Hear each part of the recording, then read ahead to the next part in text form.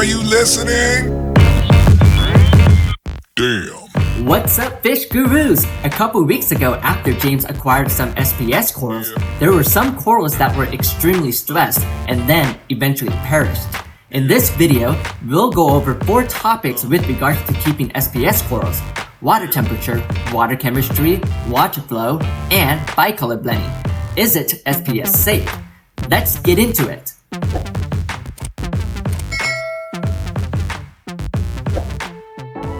First off, let's start with all of the SPS corals that James has and see how they were doing.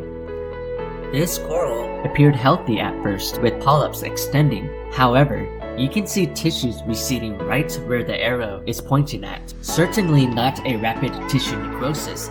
STN? Maybe. This coral is hanging in there.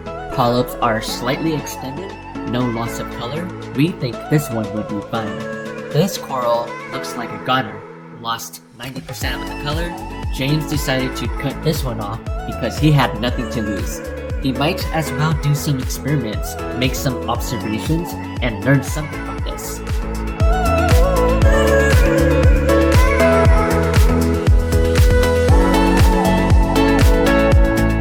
Last week's video, James broke this coral into small pieces. Looks like these are goners. This one too.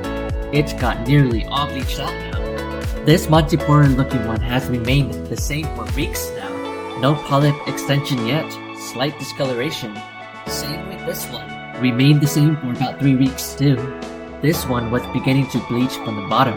The backside is bleaching out a bit more aggressively, shown in the video. James fragged this one off as well, thinking there may be a chance to save it.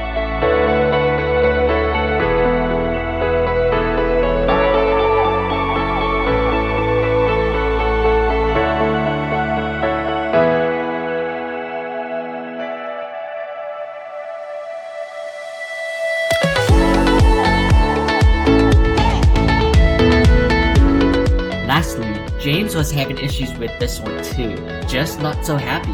The following day, this coral had a receding tissue that may have been a STN as well. Unfortunately, James forgot to take a detailed video of it before breaking it. The first thing James had in mind was the temperature. He understood that consistency in the water temperature is a big key to success in keeping SPS corals. Summer is coming. It sure does get warm here in the San Francisco Bay Area during the day. The temperature in the aquarium during the night stays around 80 degrees Fahrenheit. That's because of all of the pumps James is running, as well as the plexiglass lid trapping the heat from the light. The aquarium hits around 84 degrees during the day now. Summer heat could potentially bring it to 90 if left alone, which is dangerous. James added a fan and placed it on the top of the sump area at the back. Not an ideal place for this fan to be on, but this evaporated cooling brings the temperature down by 6 degrees. James likes to keep his aquarium between 77 to 79 degrees. He is going to change the fan soon. The second thing James had kept in mind is his water chemistry. He did his regular water chemistry test, and his results are shown here in the video. He found out that his new SPS corals are from the mariculture. He also learned that mariculture SPS corals like to live in low alkalinity. It was a shock to him because he had intended to maintain his alkalinity to 9 to 11 DKH, and he had to bring it down to as low as 6 DKH. That means he had to discontinue his alkalinity autodoser and do a half water change to slowly bring the alkalinity down. Third is the water flow. He currently runs a CJ 1.5 return pump, which is 350 gallons per hour. Considering the pump pushing about half-foot head pressure and very tiny hose splitting into 2 outlets, which heavily restricts the flow, it is safe to say that the flow cuts it down by half. And he runs 2 of the Hydra nano circulation pumps, each running at 425 gallons per hour. This innovative Marine Fusion 20 really holds 15 gallons, not 20 gallons. Then, when you do a calculation for turnover rate, you get about 68 times per hour turnover. James believed that this turnover rate is sufficient for the SPS tank. I mentioned earlier regarding the water chemistry.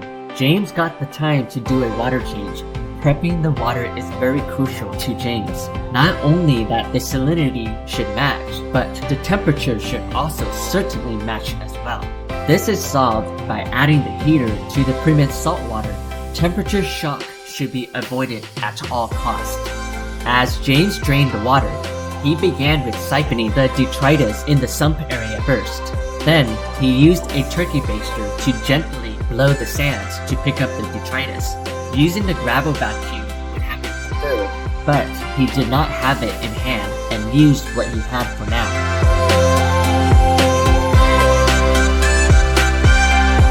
James then fragged a couple of corals off the rocks because of the receding tissues. As soon as the temperature reached within 2 degrees of the aquarium temperature, the new water is added. We will see if they'll recover again. To compensate for the mess James has created as he blew some of the debris on the sand, he put an internal marine fleet filter as a quick mechanical filtration. He turkey basted on the rocks and sands a few times for a filter to pick up as much of the debris as possible. James then slightly adjusted the rocks.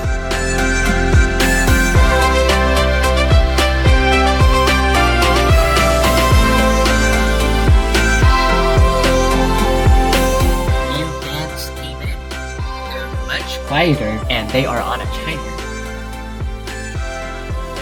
No more of that noisy big one that was sitting at the back. These little ones do a pretty good job keeping the aquarium cool. As mentioned earlier, they are on a timer. The fans are on every 30 minutes during the day so that the heater does not constantly fight against the cooler since it is waste of electricity.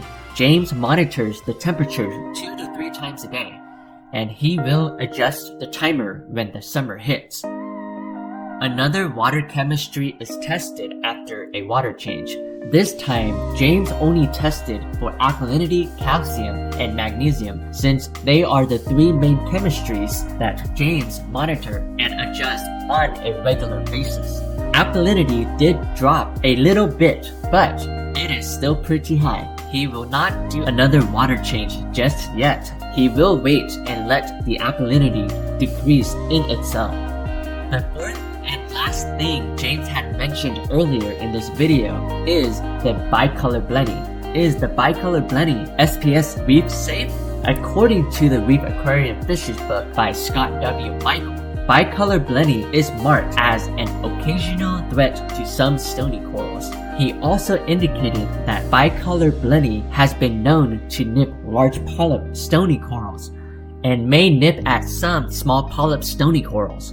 James did look into many reefers' experience with this blenny in the forums. Most reef keepers have positive experience with Bicolor Blenny in their SPS tank. James observed Slitherer's behaviors. So far, Slitherer does nip at some SPS corals that are already dying. However, he has not been seen nipping at the healthy SPS corals yet. But James will not rule out that Slitherer is completely SPS reef safe in this tank. On the positive side note, this bird nest coral is beginning to encrust over the glue. We're very excited to see this turn into a big colony. Wait a minute, what the heck is that behind it? Green hair algae? Again? Didn't James solve this issue? Slitherer got a lot of work to do. Check this one out. Can you see tiny little brown pilot coming out of the white skeleton? I'm curious how this one will do. Fingers crossed. So what is the take-home message? For James, he has to be patient for now. He is going to get his new water chemistry slowly dialed in before he does anything new and different. Once he sees signs of all of the other healthy SPS corals are growing and thriving, he will then look out for more SPS frags to introduce.